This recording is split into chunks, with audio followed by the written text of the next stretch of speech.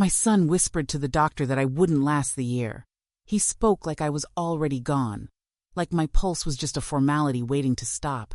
The nurse nodded politely, scribbling notes, while I sat inches away, eyes open, hands folded, breathing steady. They thought my silence was weakness. They thought my stillness meant I didn't understand what was being planned around me. But I heard every word. The private meetings, the hushed conversations in the hallway, the paperwork shuffled between them, guardianship, financial transfers, advance directives rewritten without my knowledge. They had already begun splitting what they believed was soon to be left behind. My house, my savings, my belongings, all positioned neatly for themselves, as if I wouldn't notice, as if I wouldn't outlive their schedule. They smiled kindly when they visited, always asking if I needed anything, always reminding me how well they were handling everything, so I wouldn't have to worry. I nodded. I thanked them. I played the role they had written for me, because while they were planning my funeral, I was quietly preparing my defense. They counted my days like coins, certain I'd run out before the truth surfaced. But each breath they thought was fading was another moment I used to sharpen my focus. They underestimated how long a woman can survive when her dignity has been stolen. I wasn't angry. Anger burns too fast. I was calculating, and they had no idea how long I was willing to wait. I didn't grow up with much. Not money, not comfort. Just enough to survive if you learned how to stretch what little you had. My mother made meals out of scraps and prayers. My father worked long hours and came home with worn boots and tired hands. I learned young how to patch clothes, how to boil water twice to save on gas, how to say, "We're fine," even when we weren't. That's where my strength was born, not in having, but in doing without. When I had children of my own, I swore they'd never feel that same fear. The fear of not knowing if the lights would stay on next month. The fear of hearing your parents whisper behind closed doors about bills that couldn't be paid. No, my children would never feel that. I made sure of it. I worked. I cleaned. I fed them before I fed myself. When my husband was laid off during those lean years, I picked up shifts wherever I could. Nights at the diner, mornings cleaning houses, weekends, sewing hems for neighbors who couldn't afford new clothes. I learned how to turn a single paycheck into enough food to stretch through the week. Coupons became my second language. Hand-me-downs were carefully repaired until they looked like new, and I never let my children see the worry behind my smile. They always had what they needed: warm beds, packed lunches, birthday cakes made from scratch. I stayed up late making costumes for school plays, sat in cold bleachers at every game, clapped the loudest at every recital. Their childhoods were full, even if my plate wasn't. I built our home not with luxury, but with love. The old house wasn't big, but it was warm. The kitchen always smelled of something baking. The living room walls filled with photographs, not expensive portraits, but moments captured in cheap frames. First steps, missing teeth, holiday mornings wrapped in pajamas. Holidays were simple but rich. Christmas mornings with secondhand toys wrapped carefully to look new. Thanksgiving dinners where every side dish was made from scratch. Birthdays with homemade decorations and laughter that filled the small rooms. I never cared about fancy vacations or shiny new things. All I ever wanted was what we had: love, safety, and a family that stayed close. I taught them to work hard, to be kind, to be grateful. I thought I was raising children who understood sacrifice, who would remember what it took to get them where they were. For many years, I thought I had succeeded. They grew up, built careers, had families of their own. They would visit, bring the grandchildren, fill my home with noise again. And though I no longer needed to work 2 jobs or sew clothes late into the night, I still cooked those big meals, still made sure everyone had what they needed, still slipped $20 bills into their coat pockets when they weren't looking, just in case. Because that's what mothers do. We give, even after we're empty. But slowly, the warmth changed. At first, it was subtle. The visits grew shorter, the conversations more rushed. "We're so busy, Mom. Work's been crazy. The kids have so many activities." I smiled and nodded, telling them I understood. Of course I did. Life gets busy. Then came the questions, the kind wrapped in concern, but laced with something else. Mom, do you still handle all the bills yourself? Maybe you should think about consolidating your accounts. It's a lot for you to keep track of at your age. They smiled while they said it, always with soft voices, always with that careful tone of, we just want to help. And because I loved them, because I trusted them, I said yes. Slowly, my world began shrinking. They took over handling my mail, then my bills, then my appointments. Let us take care of things, Mom. You shouldn't be worrying about this anymore. And I told my friends how lucky I was, how good my children were to help me so much, how thoughtful they were to want to handle my affairs. But what I didn't see, what I couldn't let myself see, was how their help was hollowing me out. The house that once held all our memories became an asset to be managed. My accounts, once carefully tended, were quietly shifted. Decisions were made without me. Plans were drawn for a future they spoke about as if I weren't still standing in the room. The warmth I had spent decades building was met with cold, efficient entitlement. They weren't preserving what I had given them. They were preparing to divide it. I poured my whole life into them. Into love, into sacrifice, into building something stable so they'd never know the fear I once knew. And when I was no longer the one providing, they quietly decided my usefulness was complete. They saw my aging as permission. Permission to take, to plan, to position themselves for what they thought was inevitable. They thought my worth faded with my strength, but they misunderstood. I had been surviving since I was a child. I knew how to make do, how to adapt, how to watch and wait. They thought I wouldn't last the year. They forgot who raised them. At first, I thought I was imagining it. The way their visits felt shorter, thinner somehow, like they had one foot already out the door before they even sat down. My daughter would glance at her watch between sips of tea. My son would answer work calls during our Sunday lunches. We'll come back next weekend, Mom, they promised. But more weekends passed than they ever returned. The conversations shifted too. Not about the grandchildren or recipes or how my garden was doing. Now it was always about logistics. Mom, we should really get your affairs in order, my daughter said one afternoon, her tone light, like discussing what to make for dinner. It's smart to have everything organized just in case. Just in case. That phrase started visiting me as often as they did. They always dressed it up as concern. We just want to make sure you're protected, Mom. You've done so much for us. Let us handle the hard stuff now. It's too much for you to juggle alone at your age. They asked about my account show, many I had, where they were, which ones still had my name only, about my will, about the house deed. Do you still keep the deed in the safe, Mom? Who has power of attorney in case something happens? Do you have a living will yet? Their questions sounded responsible, caring even. And I wanted to believe that's all it was. When my friends asked about them, I defended them with the same pride I always had. They're just trying to help, I said. They want to make sure I'm not overwhelmed. I repeated those words so often, trying to make them true in my own ears. But the ache started growing in my chest, a quiet, heavy kind of ache that settled in late at night, after they left. After I sat alone in my too quiet house, staring at the paperwork they had brought for me to review, they began arriving with folders, stacks of forms I didn't fully recognize. It's all pretty standard, Mom. Just sign here, and we'll take care of the rest. It's really just a formality. The signatures piled up, my own name written again and again. I wasn't confused. I knew what my name looked like on the paper. But I couldn't always untangle what those papers truly meant. They used words like simplification and streamlining, words that sounded like safety, words that carried weight I couldn't quite see yet. Sometimes, I caught my daughter and son exchanging glances while I was signing. Quick, almost imperceptible looks, but I noticed. And still, I told myself they loved me, that they wouldn't hurt me. Because what mother wants to believe her children are waiting for her to fade? That they see her home, her savings, her life's work as a future prize instead of a living, breathing legacy? But the tension kept humming beneath the surface. The questions kept coming. Do you really still need such a big house, Mom? Have you thought about downsizing? Maybe you should move into somewhere with more care just to be safe.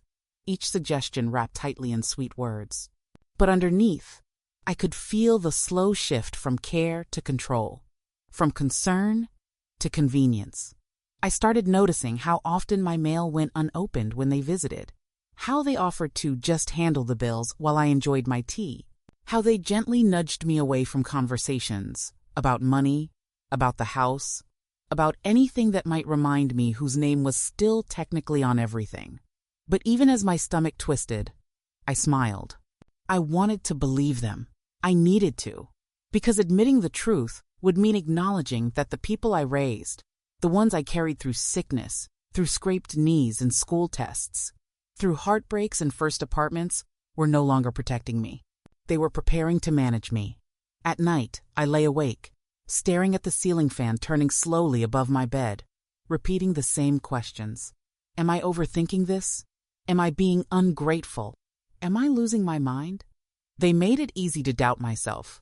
They were so kind, so patient, so quietly rehearsed. And that was the worst part of all. It's easier to fight open cruelty than it is to fight soft hands holding you gently as they take away your choices. The ache grew heavier. I didn't want to believe it. But somewhere deep in my bones that had carried them through their entire lives, I knew. This wasn't care. This was calculation. And while my heart still ached to defend them, my mind had already started taking notes. It happened faster than I expected. Faster than I wanted to admit. The papers were slid across the kitchen table like a casual afterthought. My daughter's voice was light, reassuring, almost cheerful. Mom, it's just some routine paperwork. Legal housekeeping, really. Everything's already been discussed. She tapped where I needed to sign with her perfectly manicured finger. We've got everything arranged. No need for you to worry about the details. My son stood nearby, nodding, adding his practiced smile. It's all to protect you, Mom. We're taking care of everything so you don't have to.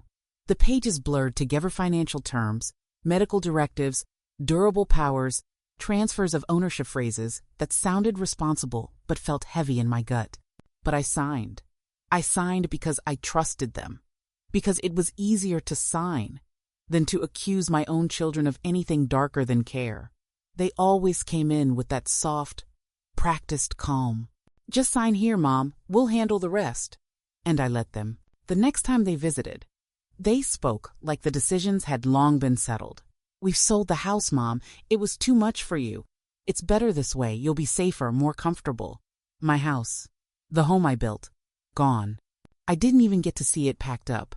My photographs, my knickknacks, my kitchen, where I cooked every holiday meal, boxed, sold, scattered. I asked where everything went, but they spoke in circles. In storage, Mom. Don't worry about the details. They didn't want me in that home anymore. They moved me into assisted living next, as if I were precious cargo to be gently stored away. This is just temporary, Mom, until we see how things go. The room smelled of antiseptic and faint lavender. Not unpleasant, but not mine. The bed wasn't mine. The room wasn't mine. Not even the calendar was mine. My schedule was set by strangers now. Breakfast at 8, medication at 9, bingo at 10. They called it care. They called me sweetheart and darling as they wheeled me into the common room. They smiled too much, too brightly, like I was already slipping away, and they were there to ease the transition. The staff were kind enough, but they never really looked at me. They looked past me, over me, around me, as if I were simply a space to be filled. Not a person who had raised a family, held 2 jobs, managed a home, and built a life. The few personal items they allowed me to bring were neatly arranged to make it feel more homey. A couple of framed photos, my old quilt draped carefully over the sterile armchair, a few books I could barely concentrate on anymore. But none of it felt like mine. I tried to stay gracious, to believe they were still doing what was best for me. But then the visits began thinning. First weekly, then bi-weekly, then we'll call you, Mom. I watched my own children slowly drift into the distance, satisfied that I was safely tucked away, managed, and silenced. Phone calls became check-ins. Everything okay, Mom? Yes, dear. Good. We'll talk soon. Click. They moved on with their lives while mine became smaller, quieter. I was no longer a mother to them. I was an asset to be managed, a responsibility checked off a list. They had consolidated my accounts, redirected my mail, made arrangements with my doctor's all without my full consent. My name was still on everything legally, but in practice, I had nothing. I sat in that room at night, under soft fluorescent lights humming faintly above me, staring at beige walls stripped of any real memory. The bed wasn't mine. The room wasn't mine. Not even the calendar was mine. I tried to hold on to what little dignity I had left. I still dressed carefully each morning. I made my bed neatly. I smiled politely at the staff. But inside, I was hollow, paralyzed, humiliated. They thought they were being merciful. They thought I should be grateful, that this was care, that this was love. But I knew better. I had given them my life. I had poured my strength into raising them, into making sure they never felt the kind of fear I grew up with.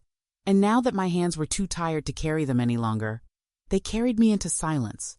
And yet, even as they stripped everything away, they never noticed what remained. They took my house, my accounts, my freedom, but not my mind, not my memory, not my will. They saw a fading woman boxed away neatly for convenience. But inside, I was sharper than I'd ever been. I wasn't angry. Not yet. I was watching. Because while they were counting down my months, I was quietly counting every single thing they had taken. The days settled into their quiet rhythm. Morning medications, afternoon crafts, soft music playing through thin speakers. The staff smiled as they guided me from one room to another. The other residents, many of them already lost to time, sat in silence or soft confusion, and I sat with them, silent, but not confused. I wasn't screaming. I was watching. Every visit, every phone call, every casual conversation between my children and the staff, I logged them all in my mind, like chapters in a book. Names, dates, phrases they thought I wouldn't remember. I memorized the financial institutions they mentioned. The lawyers' names casually dropped. The whispered discussions about her condition. The word decline kept slipping into their voices more often. They thought I was waiting to die. I was waiting to strike. At night, when the halls quieted and the nurses walked their rounds, I would pull out the small notepad I kept hidden under my pillow. Neat handwriting. Careful detail. Conversations transcribed word for word. The 12th of April. Daughter met with facility director, discussed long-term care packages. The 27th of April. Son mentioned liquidating remaining investments. It's safer this way, Mom. May 6th. Power of attorney forms confirmed by their lawyer. My lawyer never contacted. Piece by piece, I built my timeline. I wasn't alone for long.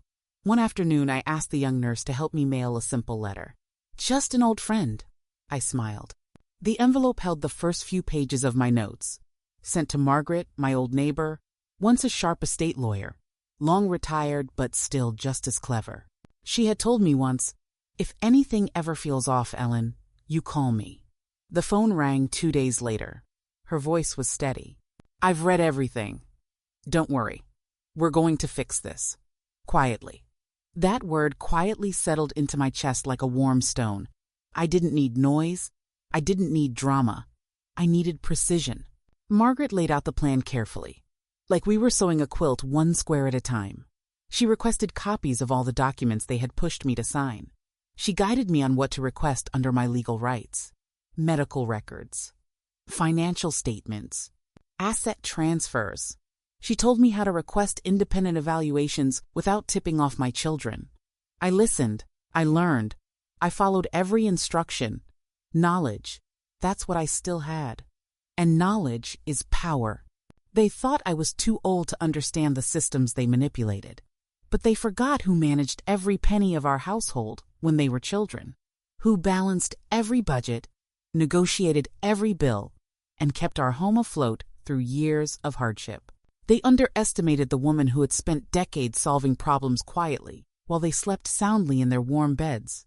The facility staff kept smiling. My children kept calling with updates, reassuring themselves that I remained cooperative.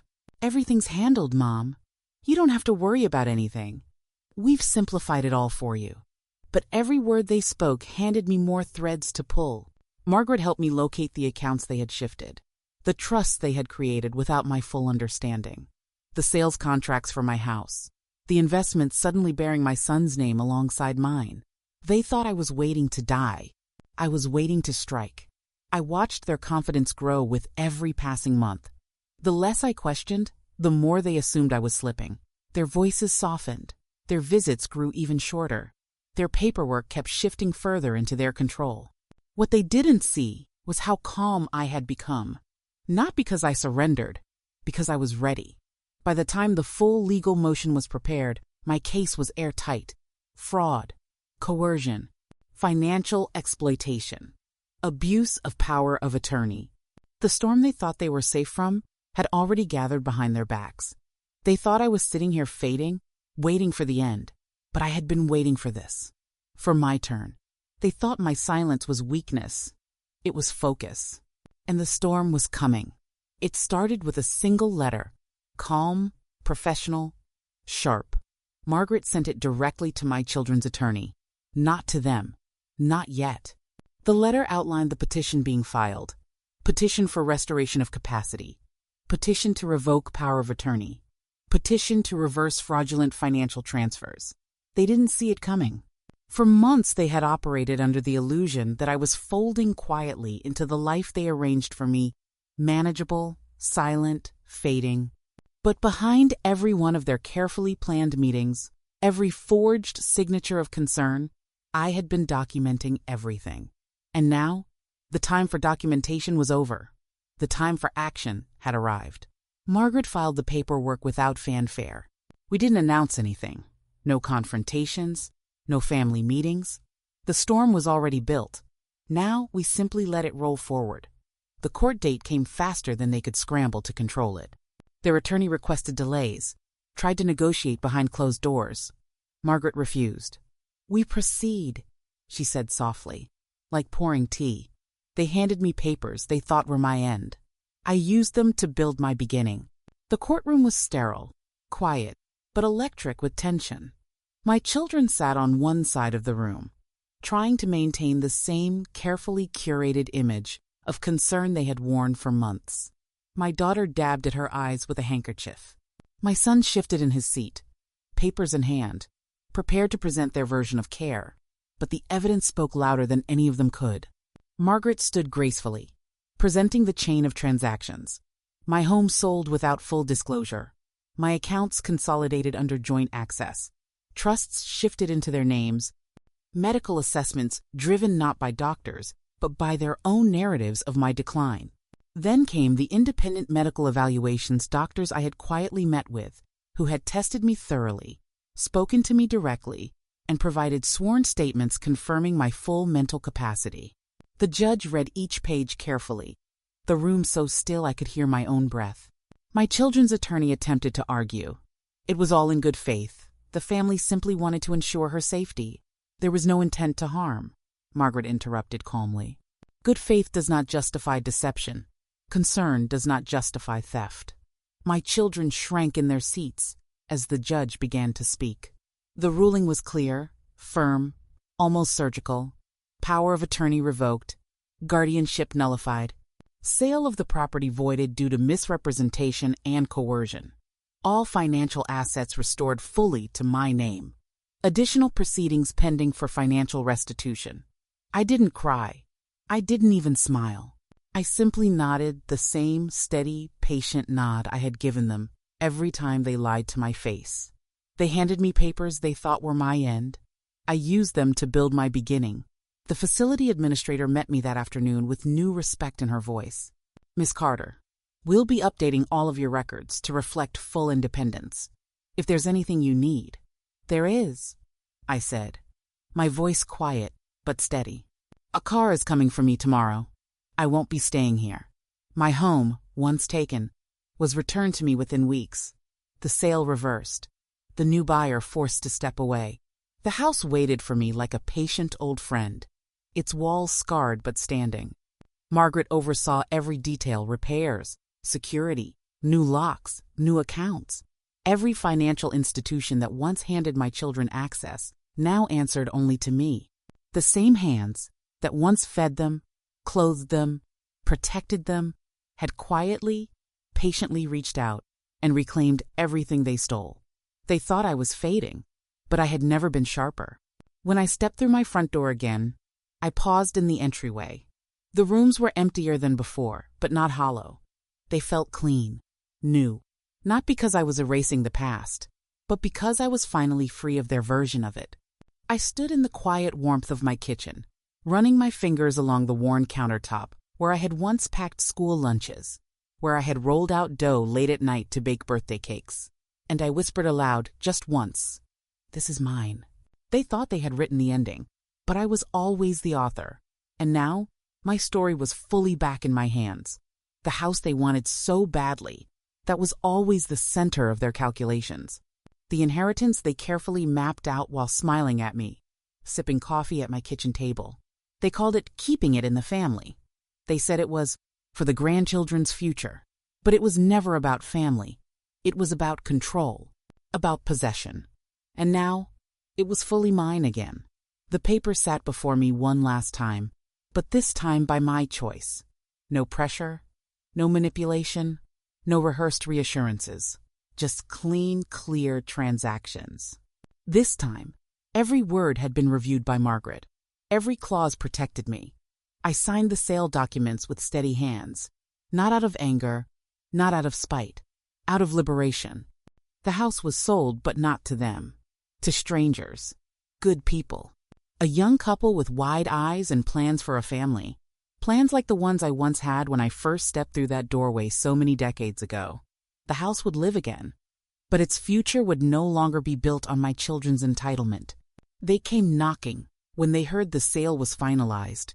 My daughter called, her voice panicked under a thin layer of forced sweetness. "Mom, we didn't know you were thinking of selling. We thought you always wanted to keep it in the family. The kids would have loved to have it someday." Someday. Someday was the word they clung to while they quietly dismantled my independence. While they drained my accounts, while they slipped papers in front of me, framing theft as assistance. Now that someday had arrived and it didn't belong to them, I didn't yell, I sold it. My son's emails arrived next. Long explanations filled with carefully chosen words. Misunderstandings, family unity, intentions, love. Each sentence carefully constructed like bricks in a wall meant to contain me again. But I had no intention of returning to the prison of their concern. The inheritance they once thought inevitable was gone. The house, the accounts, the investments all reorganized, all locked tight behind legal protections they could never reach again. Margaret filed the final estate documents. My new will bore no trace of their names. Instead, every asset was directed toward causes that mattered to me. Legal aid for elder women. Education programs for those manipulated by family masked as caretakers, funds for women who would never again sit helpless, wondering how they lost everything, while everyone around them smiled. They came knocking, but I changed the locks and my number. The neighbors started hearing rumors. Some reached out gently. "Maybe you should talk to them, dear. They're still your children." Others dared to whisper about bitterness, about forgiveness. But this was never about bitterness. It was about clarity. They had their chance to protect me. Instead, they protected their futures. They measured my worth by what they could take once I was too weak to resist. I simply chose to finish what they started, but on my terms. There were no confrontations, no loud family meetings, just a steady, surgical dismantling of everything they built on the assumption that I wouldn't last. They planned, they plotted, they smiled, and now they scrambled. With each passing day, the phone rang less. The emails slowed. Their rehearsed concern had nothing left to chase. I sat at my small table by the window each morning, sipping my coffee, watching the sun rise, feeling nothing but peace. No longer waiting for them to visit. No longer wondering when they would call. I didn't yell. I sold it. The silence they left behind doesn't ache. It soothes. Because in that silence lives something they never expected. My freedom. The calls didn't stop immediately. At first, they came daily, desperate, panicked, spinning between guilt and sweetened manipulation. My daughter left long voicemails, her voice cracking as she pleaded. Mom, please. We can fix this. We just want to talk. We love you. She always ended with that. We love you. Like those words could undo the months of betrayal. My son was more measured, calculated even now. Mom, I think there's been a lot of misunderstanding. We should all sit down and talk this through as a family. As a family? The same family they quietly dismantled while I sat right in front of them. I didn't pick up. They emailed next. Carefully written apologies wrapped in explanations. They talked about stress, about worry, about how difficult it was watching me struggle. They used words like overwhelmed and concerned, words designed to soften their theft into an act of mercy. They weren't concerned when they sold my house. They weren't overwhelmed when they emptied my accounts. They weren't worried when they sat across from me, pen in hand, guiding my signature across pages I was never meant to fully understand. They only became concerned when the inheritance they mapped out was erased, when the house they assumed would be theirs was sold to strangers, when the power of attorney they weaponized was legally severed. Now they were concerned. Other relatives started calling too. Some I hadn't heard from in years, their voices full of practiced pity, carefully worded advice. Maybe it's time to forgive, dear. They're your children after all. Families fall apart when grudges take root. Don't you want peace before it's too late? Peace? I have peace. What they really wanted was restoration not of love, but of access. I sat at my kitchen table, the morning sun pooling across the familiar pattern of my old tablecloth. The same table where I once packed school lunches, where I counted bills late into the night, where I sacrificed quietly while they slept in warm beds. I gave them my life. They wanted my death. Now I give them nothing. There was no bitterness left in me. Bitterness requires energy, attention, hope that one day it might be different. I had none of that left for them. What I had was distance. Firm, final. Forgiveness is not forgetting, and forgetting is not healing. I remember everything. Every whispered conversation they thought I couldn't hear. Every look exchanged while I signed their carefully curated forms. Every decision they made in rooms where I was present but silent, as if I had already slipped into the fog they so desperately tried to create for me. But I never slipped. I watched. I recorded. I prepared. Their regret now is not my burden. Their apologies are not my healing. The peace I've built is mine alone. It lives in the quiet of my mornings, in the blooming garden I've replanted, in the books stacked beside my chair, in the letters I write to women who find themselves walking the same quiet path I walked. They called. I didn't pick up. I sit by my window as the seasons shift outside, and I do not ache for the sound of their voices. The silence is not emptiness. It's freedom. They wanted my silence while they dismantled my life. Now they can sit in the silence I've chosen. I gave them my life. They wanted my death. Now I give them nothing. The house is quiet, but not empty. The kind of quiet that feels earned, like slipping into warm sheets after a long, cold storm. The kind of quiet that hums, soft and full. I wake when the sun gently crosses my curtains, not to the sounds of caregivers arranging my schedule, not to forced visits filled with staged concern, just the soft hush of the morning, the gentle creak of the house settling, the rhythm of birds outside my window. I move slower now, but each step belongs to me. No one hovers behind me to steady my hand or suggest I sit while they handle things. I make my own tea, choosing the cup I want, boiling the water myself. A small thing, but after everything, it feels monumental. The garden has returned to life. It was overgrown when I came back, the weeds trying to erase the years I had once poured into it. But I pulled each weed one by one, not rushed, not angry, patient, like I had been through everything else. Now, the lavender blooms again, the rosemary thrives, and the roses reach for the sky like they always have. The table sits by the window, the same old table that once held stacks of unpaid bills while I figured out how to stretch one paycheck into 5 mouths. The table where I wrapped birthday presents in cheap paper to hide how little I spent.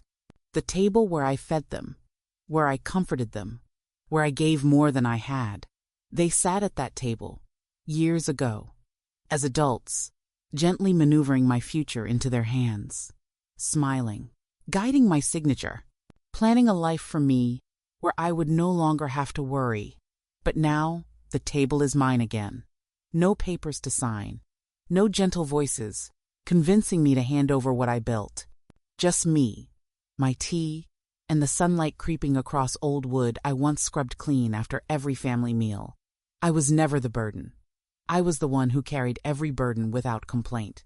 They saw my aging hands and thought that meant my mind was fading. They saw my slower walk and mistook it for surrender. But the truth is simpler. I was tired, not weak. Tired from years of giving, without expectation. Tired from lifting them through every storm, while never letting them see me tremble. Tired from building a life so they wouldn't feel the hunger I once knew too well. They bet on my weakness. They lost to my will. I don't wait for their calls anymore. I don't watch the driveway hoping they'll visit. The peace I've built isn't dependent on their recognition, their apologies, or their guilt. I am not waiting for their understanding. I understand perfectly. The forgiveness they seek is not mine to give. Not because I carry hate, but because I carry truth. And some truths are enough on their own. Now, my days belong to me. The pages of my book turn slowly in the quiet afternoons. My hands tend the garden, planting not for anyone else, but for my own joy. The meals I prepare are small, simple, and satisfying. In the evenings, I sit under the soft lamplight, reading letters from other women who've reached out, women who have found strength in my story, women who whisper that they too were underestimated, forgotten, pushed aside. We are not rare. We're just rarely seen. But we see each other, and that is enough. The table was finally mine, and so was the peace. They thought I was fading. I was finally becoming. It began with a single letter. One envelope, sealed with my careful handwriting, sent to a woman I had never met but whose story I had heard from Margaret. Another mother, another grandmother, sitting quietly in a different home, in a different state, living a betrayal that felt painfully familiar. Her children had taken over her accounts, her property, her choices, all wrapped in the same soft language of concern that had once suffocated me. In my letter, I didn't offer pity. I offered truth. I wrote, "You are not confused. You are not ungrateful. You are not the problem. You are simply someone they thought would stay silent. And you do not have to." A few weeks later, I received a response. Short, shaky handwriting, but steady in its gratitude. "I thought I was alone," she wrote. "I thought maybe I was crazy. Your words gave me back my mind." And from that one letter, it grew. The sisterhood wasn't born with banners or protests. There were no press conferences, no media headlines. It was quieter than that, stronger than that. We wrote to each other. We shared stories in whispers and written pages. We passed along names of good attorneys, honest financial advisors, doctors who would actually listen. We are the quiet storms. We don't march, we endure. There are more of us than anyone realizes. Women who raised entire families while juggling empty wallets and full hearts. Women who stayed up sewing costumes, baking cakes, fixing leaky roofs, comforting sick children, standing in grocery lines with coupons clutched tightly in their tired hands. And too many of us were repaid not with gratitude, but with gentle theft disguised as care. We gathered, slowly, through letters, emails, and small meetings. Margaret helped organize some of the first workshops, private, unadvertised, but deeply attended. We taught each other what we had learned too late. Never sign alone. Always request full, written explanations. Independent evaluations, not just family-appointed doctors. Copies of everything. Always. We weren't victims anymore. We were armor for the next in line. Some of the younger women started calling us the Quiet Network. I like that. We don't shout. We sit beside each other with steady hands and sharper eyes than anyone expects. I've watched women in their 60s, 70s, even their 80s walk into those quiet rooms scared and small. And I've watched them walk out taller. Not because their problems disappeared overnight, but because they finally had words for what was happening. They realized they were not alone. We share victories, too. Letters arrive often now. I reversed my daughter's power of attorney. The lawyer you recommended helped me keep my home. I thought it was too late. It wasn't. Each success feels like a ripple against the world that expected us to simply disappear. They don't expect older women to fight back. They don't expect us to organize, to educate, to quietly pass our wisdom down. But that's exactly what we're doing. We are the quiet storms. We don't march, we endure. And endurance is its own kind of revolution. When I sit by my window now, I no longer feel the ache of abandonment. I feel the hum of something larger than myself. A movement without megaphones. A resistance made of tea shared at kitchen tables. Handwritten letters passed across miles. Soft voices telling hard truths. We aren't bitter. We aren't screaming.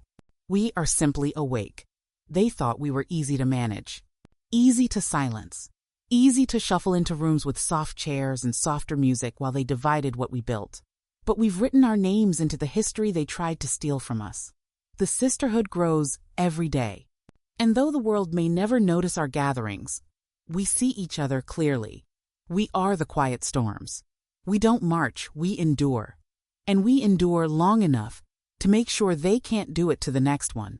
The final version of my will lay before me, each line sharp, deliberate, and clean. Margaret read every word aloud, though I already knew them by heart.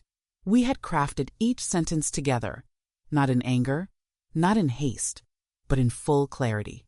There were no family names in this version. No beneficiaries waiting to collect the pieces of a life they once tried to slice apart while I was still breathing. They would read my name, but not their own. The house they plotted for, the savings they tried to secure, the control they once thought was safely in their hands, all of it now woven into something far stronger than any inheritance they could have touched. The estate would fund legal aid programs for elderly women, quiet clinics that would teach them how to read the documents before signing, how to recognize manipulation dressed up as help, how to protect themselves from the very kind of betrayal I lived through. Another portion would go to scholarships for young women studying elder law women, who would one day sit across from mothers, grandmothers, widows, and offer the kind of protection I had to fight for on my own. Some funds would go to women's shelters, safe places for those who, like me, once carried the unbearable weight of being too kind, too trusting, too giving. And the rest? The rest went into what I always valued most: quiet dignity. Community libraries, gardens, small scholarships for young mothers trying to build something from nothing, like I once did. Not grand gestures, just steady hands holding others up when no one else would. I didn't leave money to fix what my children broke. I left strength for those who would need it most. They thought they'd inherit my home. I gave my story instead. And with it, I left letters, carefully written, tucked in soft envelopes. Not to my children, they'd receive nothing more from me, but to women who would open those envelopes years from now. Letters that would begin simply, "You are not alone. You are not weak. They call it care when they strip you of choice, but your choices are still yours." I poured every lesson into those pages, every mistake, every hesitation I had once made while trying to believe in their kindness, every strategy I used to take my life back when they thought they had won. They lasted as long as their loyalty. I lasted long enough to rewrite everything. I often sit at my window now, watching the sun fall behind my little garden, the breeze shifting the lavender I replanted with my own hands.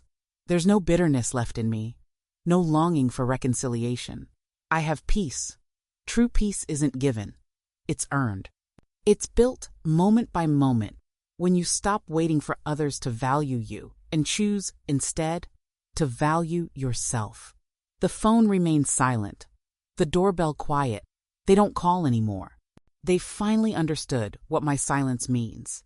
And one day, when they sit down with whatever lawyer is left to explain my estate, they'll see what I left behind. They'll see their absence in my choices. They'll see my name but not their own. They thought they'd inherit my home.